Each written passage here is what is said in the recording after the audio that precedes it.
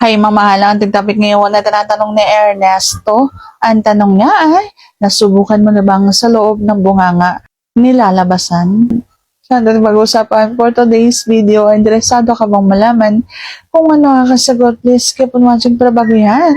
Kung bago ka pa lang sa akin channel, please consider to like this video and subscribe my channel.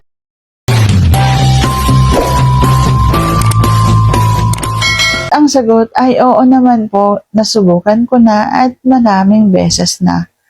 Okay po, kapag halimbawang gusto mo na matagal matatapos ang labanan ninyo, uunahin mong magsusubuan kayo, magkakainan kayo at malabasan muna sa bunganga bago doon sa bulaklak para matagal-tagal ang labanan. Ganyan yung mga ginagawa kapag halimbawang ang isang lalaki ay napakabilis na matatapos. So, sana sagot ka ng tamang tanong. And if you like this video, please consider to like this video and subscribe my channel. Thank you for watching. See you on my next vlog.